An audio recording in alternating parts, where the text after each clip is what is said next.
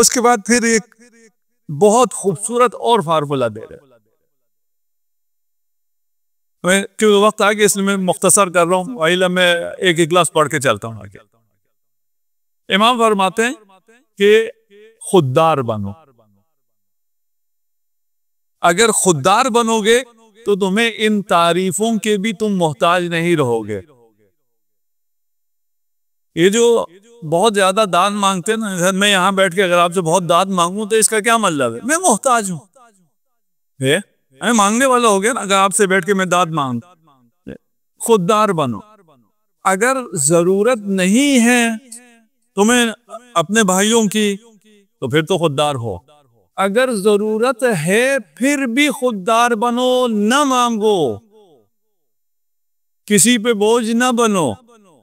उसके बाद इंतहाई खूबसूरत बात करते हैं कि अगर तुम्हें कुछ चाहिए तो न मांगो, इसलिए कि लोगों को, खुददार लोगों को देने में उनको मजा आता है।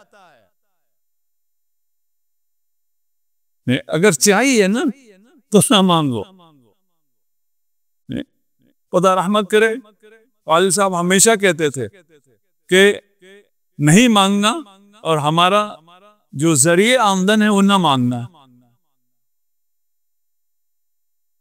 जाहिरन लगता था कि नहीं मांगेंगे तो क्या होगा, ये साहब आए हैं, इनके पास पैसा भी था, फलान भी था, ये अगर हम मांगते हैं, ये तरफ अपीलें कर रहे हैं चंदे की, तो 1-2 लाख तो आज जमा हो जाएगा। और अगर ना करें तो बाद में फिर कर्नल साहब भी नाराज होंगे, आपको तो बुलाया इसलिए था मजलिस में, आप 2-4 अपीलें करें, 1-2 लाख रुपया गया। अगर ना मांगे तो उस 1-2 लाख की जगह सब्र हो तो 1-2 करोड़ आ जाता है। ये वादा है खुदा का, और ये दुआ का एक हिस्सा है, इमाम ज़ैनुल आबिदीन का है। ये वालिद साहब जहां तशरीफ रखते थे उसके ऊपर लिख के लगाया हुआ था, फ्रेम अभी भी लगा हुआ है। आप जामे अहले बैत आए, ये फ्रेम लगा हुआ है, कलिमात इमाम ज़ैनुल आबिदीन अलैहिस्सलातु वस्सलाम के सबात पढ़ती है।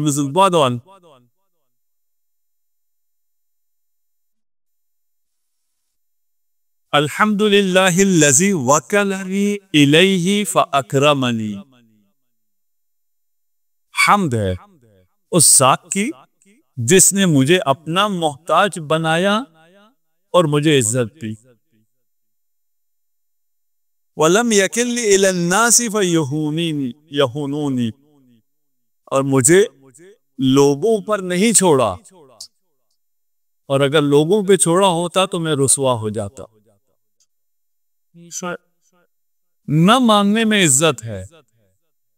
अगर आप न मांगे तो आप खुदा के पास हैं।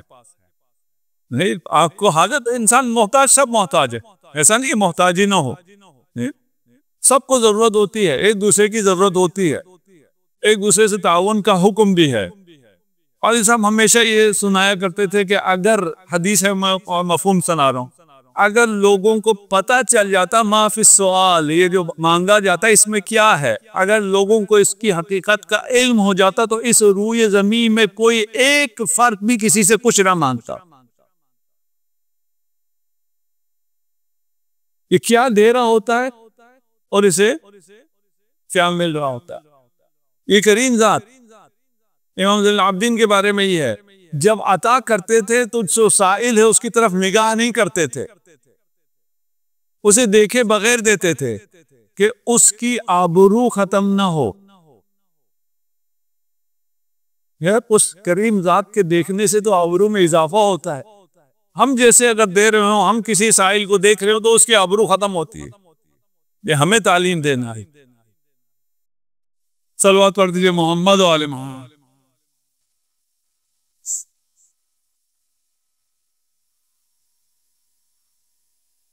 जो मौजू हमने कहा, ये तो हमने हदीस अपने अखलाक के लिए और अपने किरदार के लिए हमने अपने लिए मैंने पेश की है, ताकि मैं खुद इससे कुछ सीख सकूं।